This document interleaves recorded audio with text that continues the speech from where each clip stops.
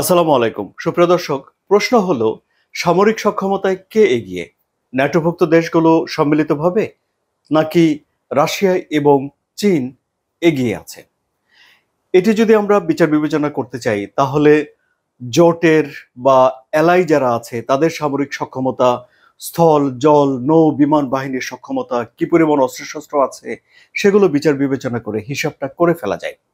কিন্তু যদি প্রশ্ন ওঠে যে সামরিক উদ্ভাবনী সক্ষমতায়, অর্থাৎ নতুন নতুন কার্যকর অস্ত্র উদ্ভাবন করা এবং সৃজনশীলতার পরিচয় দেওয়ার ক্ষেত্রে কে এগিয়ে রয়েছে, ন্যাটোভুক্ত দেশগুলো নাকি রাশিয়া এবং চীন, তাহলে এর জবাব একটু চমকপ্রদ মনে হতে পারে আপনার কাছে। আমি আমার নিজস্ব চিন্তাভাবনার কথা বলছি না, আমি শুধু একজন লোকের চিন্তাভাবনা আপনাদের সঙ্গে শেয়ার করছি। এই লোকটির নাম হলো মিস্টার আপাথোরাই। এই লোকটি ন্যাটো জোটের এমন একটা প্রোগ্রামে কাজ করেন বা প্রোগ্রামের দায়িত্বে আছেন, যেই প্রোগ্রামটি উদ্ভাবনী অস্ত্র বা প্রযুক্তি বা সৃজনশীল প্রযুক্তির মাধ্যমে যুদ্ধক্ষেত্রে সক্ষমতা বাড়ানোর বিষয়ে কাজ করে। তিনি বলছেন যে ডেফিনেটলি রাশিয়া এবং চীন এই সামরিক উদ্ভাবনের ক্ষেত্রে অনেকখানি এগিয়ে গেছে, এবং এই যে ন্যাটোর কাছ থেকে যে তারা এগিয়ে যাচ্ছে এর মাঝখানে তো একটা গ্যাপ তৈরি হয়েছে।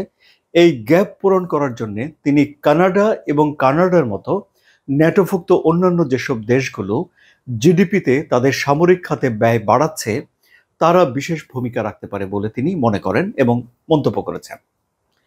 কেন কানাডা ভূমিকা রাখতে পারে? কারণ কানাডা তার এই জিডিপির 5% সামরিক খাতে ব্যয় করার একটা সিদ্ধান্ত নিয়েছে, এবং ডোনাল্ড ট্রাম্প চান যে ন্যাটোভুক্ত দেশগুলো যেন তাদের ব্যয় সামরিক খাতে বাড়ায়। ফলে যেখানে টাকা খরচ হবে সেখানে প্রচলিত অস্ত্র সংগ্রহ করার পাশাপাশি উদ্ভাবনী অস্ত্র সংগ্রহ করা বা নতুন অস্ত্র তৈরি করার জন্য বিনিয়োগ করা সহজ। কারণ এই দেশগুলো তো অলরেডি বাজেট করেছে, অতিরিক্ত টাকা সামরিক খাতে ব্যয় করেছে। ফলে এটি দিয়ে দুটো কামান, 3টি মিসাইল কিংবা আকাশ প্রতিরক্ষা ব্যবস্থা না কিনে আরো উন্নততর অস্ত্র তৈরি করার গবেষণায় এবং অস্ত্র তৈরি করার জন্য এই টাকাটা বরাদ্দ করা তাদের জন্য সহজ হবে। সুতরাং এই মিস্টার আপাথোরাইয়ের বক্তব্য থেকে আমরা ধারণা করতে পারি যে ন্যাটো এখন উদ্ভাবনী অস্ত্র তৈরি করার বা নতুন ধরনের প্রযুক্তি সামরিক খাতে আনার জন্য চেষ্টা করছে। নতুন ধরনের অস্ত্র কি ধরনের সুবিধা দেয় যুদ্ধক্ষেত্রে, এর একটা উদাহরণ হিসেবে আমরা রাশিয়ার যে ক্ষেপণাস্ত্র ওরেশনিক, এটি উদাহরণ হিসেবে উল্লেখ করতে পারি।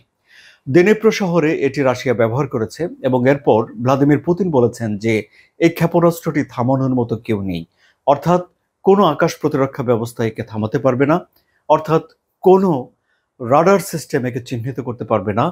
এই অস্ত্রটি বা মিসাইলটি যে জায়গাকে টার্গেট করে ছোড়া হবে সেই জায়গাতে গিয়ে এই অস্ত্রটি আঘাত হানবেই হানবে এবং ক্ষতি করবেই করবে।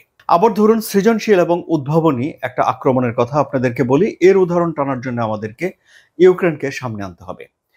ইউক্রেনের এমন কোনো যুদ্ধজাহাজ নেই যা দিয়ে ইউক্রেন রাশিয়ার নৌবাহিনীর মোকাবেলা করতে পারে। কিন্তু মজার ব্যাপার হলো যে ইউক্রেন তার উপকূল থেকে রাশিয়ান যে নৌবাহিনী আছে তাকে তাড়িয়ে দিতে সক্ষম হয়েছে। এমনকি রাশিয়ার যে গর্ভ মস্কোভা নামের যেই ফ্লিট রণতরী ছিল সেটিও ডুবিয়ে দিয়েছে বলে ইউক্রেন দাবি করে।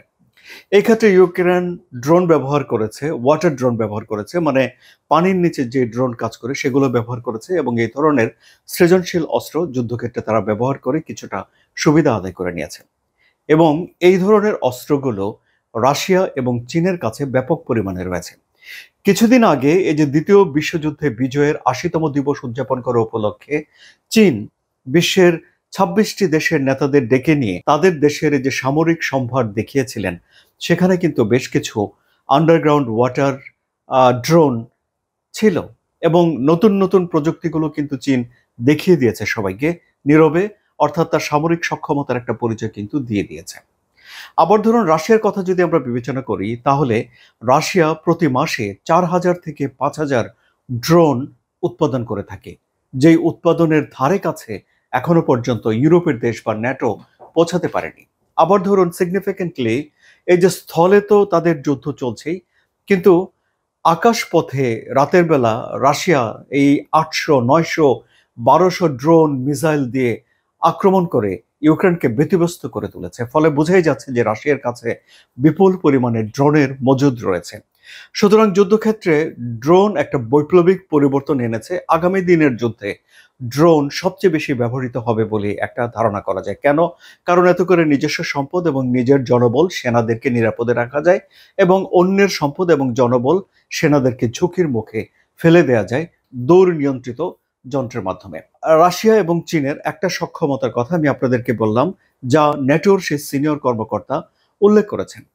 এখন আরেকটি বিষয় হলো, যখন একটি দেশ একটা ক্ষেপণাস্ত্র বা একটা অস্ত্র তৈরি করে, তখন সেটি ঠেকানোর জন্যে অন্যান্য দেশগুলো আরেকটি অস্ত্র তৈরি করার জন্যে গবেষণায় লেগে যায় এবং এই গবেষণাটি শেষ হতে হতে সাধারণত 12 মাসের মতো সময় লাগে।